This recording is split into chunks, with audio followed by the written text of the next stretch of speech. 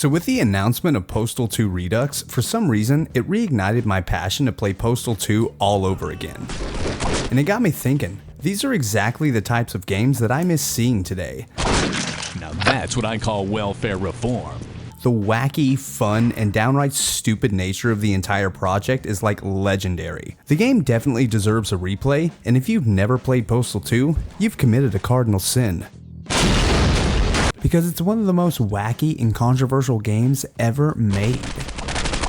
Settle the hell in because I have to tell you about how much I love it. Making its debut way back in 1997 with an isometric perspective, the original Postal was noticeably darker and more serious compared to its sequel. Fuck you.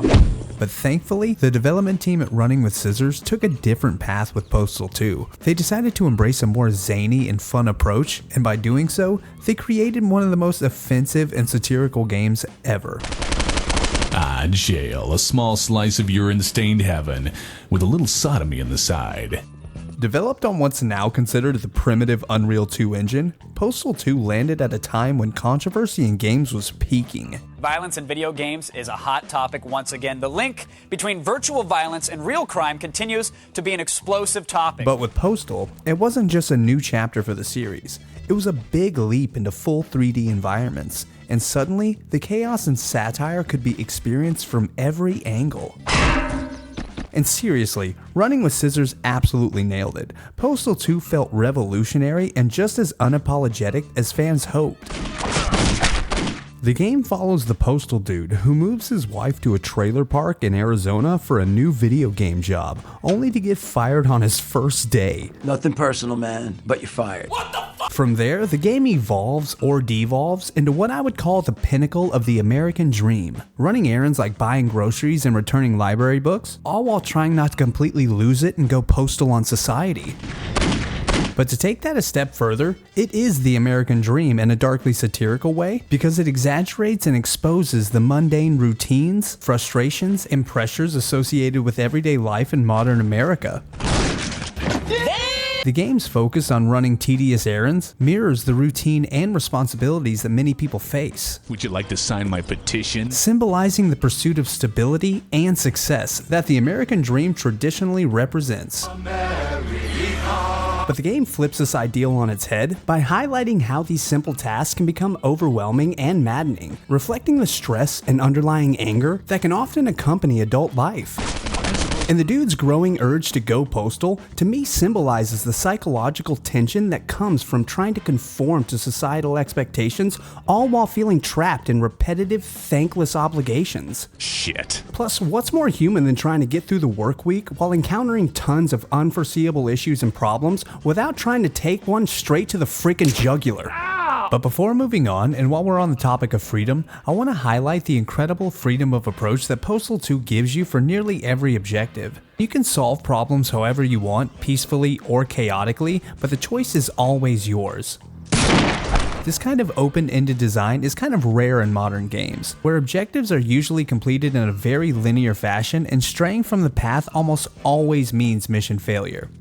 And this game stands out by letting players truly pick their own path, as crazy as that may be. CT rocket activated. And a lot of people who have played Postal 2 have heard the phrase going postal, but might not know where it actually comes from or what it really means. A shooting rampage by a disgruntled mailman inside an Oklahoma post office. When it was over, 15 people were dead, including the gunman. It stems from a string of violent incidents in the 1980s and 90s when U.S. postal workers, pushed to the edge by stress and hostile environments, committed a number of workplace shootings. I watched 3 of my coworkers die. One infamous and pivotal case that inspired the term happened in Edmond, Oklahoma in 1986. Postal worker Patrick Sherrill, an ex-Marine, after being reprimanded by his supervisors, came to work with 3 pistols and a post bag full of ammo. Wait, what? And for the next 15 minutes, he hunted down his co-workers and supervisors before finally turning the gun on himself.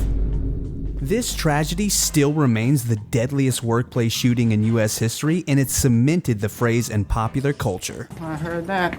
I wish I didn't hear that, but I just heard that. Finally, no Postal 2 video would be complete without mentioning the Postal movie that came out in 2007.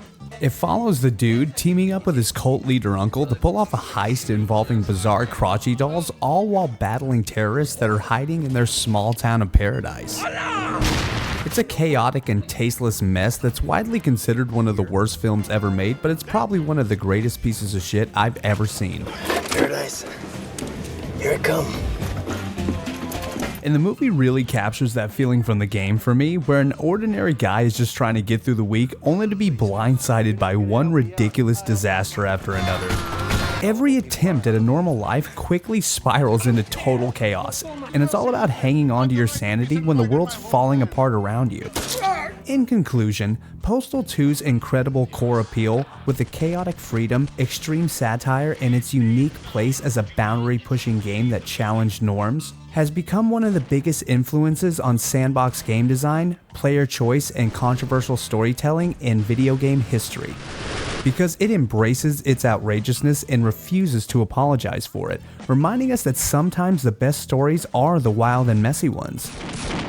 That, to me, is the perfect representation of the American dream that I don't see in video games anymore. And with that, I'm Colton on YouTube, and I'm just getting started on this journey, so if you enjoyed hanging out, it'd mean the world if you could hit that subscribe button. And please make sure to check out my bio if you want to get to know me a little bit better, and if you want to know even more, follow me on Twitch.